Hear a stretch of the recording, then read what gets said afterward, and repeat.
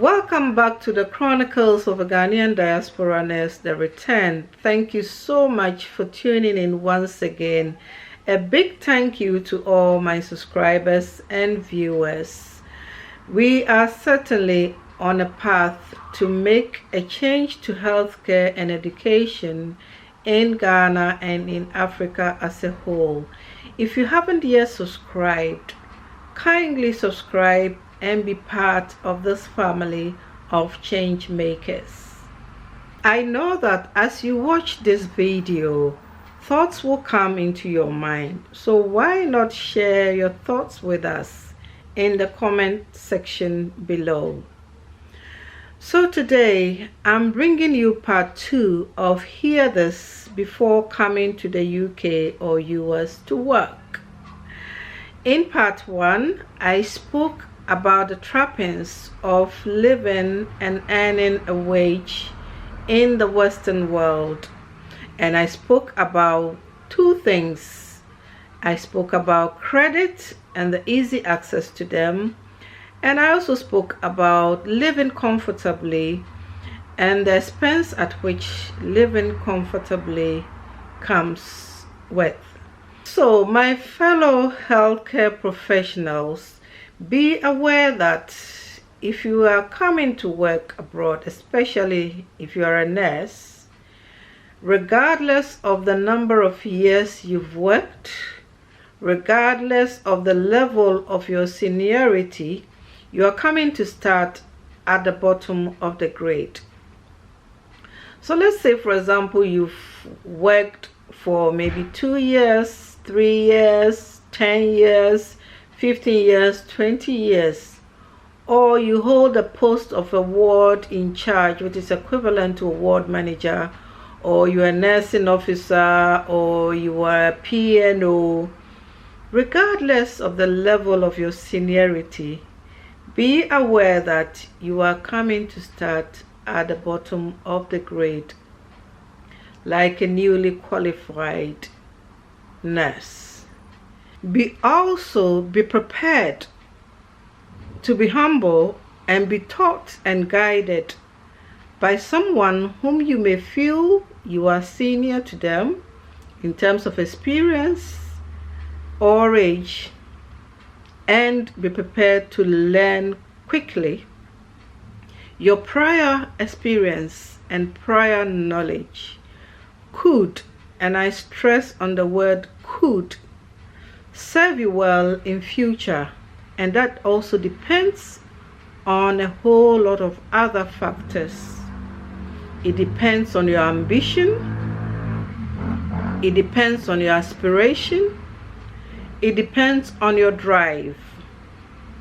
So bear that in mind. Number 2, career progression. Career progression ain't anything like we know in Ghana or in other African countries. From what I know in Ghana, when you qualify, you've got to serve a certain number of years and then you are due for promotion.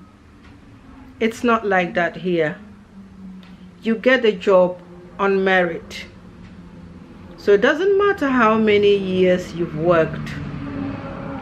You could work for 20 years or for whatever years, and if you sit down and decide not to apply for a higher post, that's where you're gonna end up.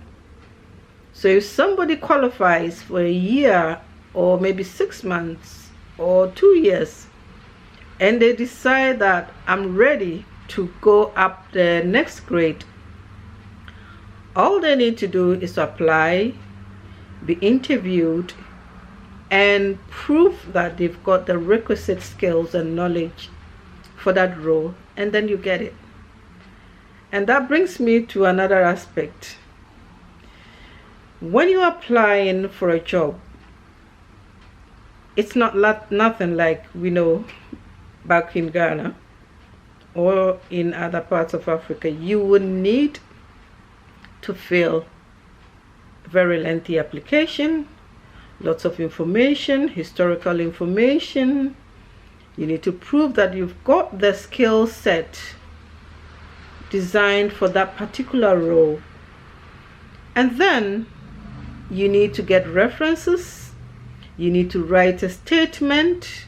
Apart from filling all the forms, you need to write a personal statement and explain why you think you are qualified for that particular role.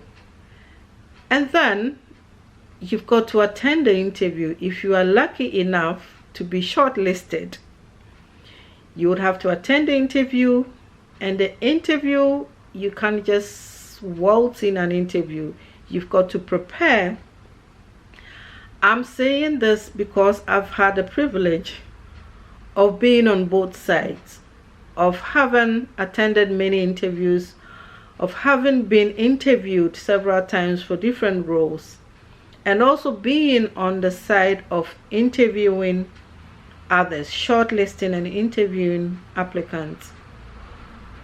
So it's not something that we are used to.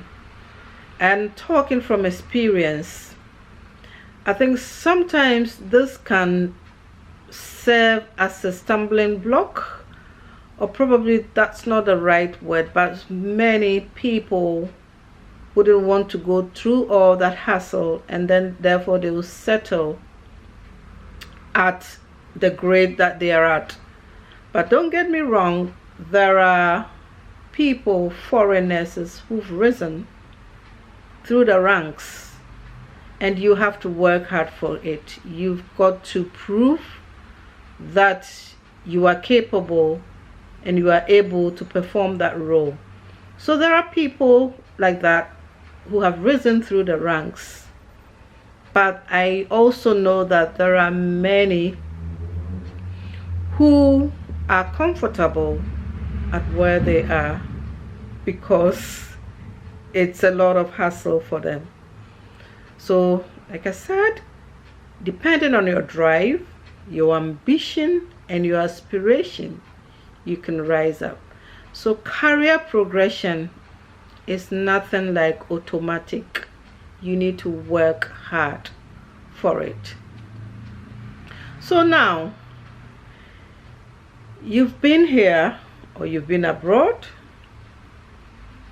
You've gotten all the skills. You've gotten everything that you dreamed of. So that brings me to the third fact that I want to talk about. And probably it's not going to sit well with some people.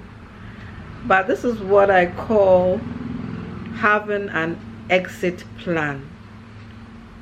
Who comes to a brochure or who comes abroad and thinks of an exit plan on arrival?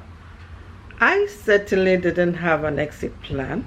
I had a vague idea that I'm coming to get my degree, I'm coming to get this, work for a few, and then go and work for some, UN organization. But here I am, having spent over getting to 19 years now in the NHS.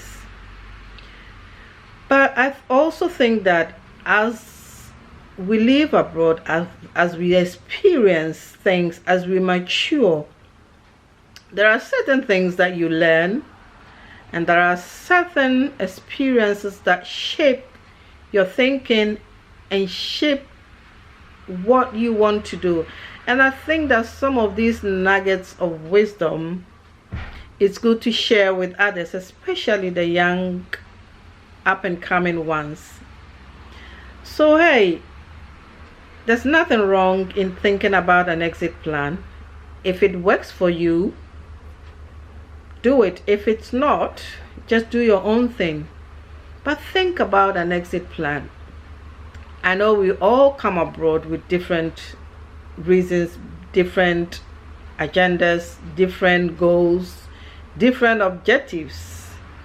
And therefore, many a times, going back home is not one of them. But if you are someone who has that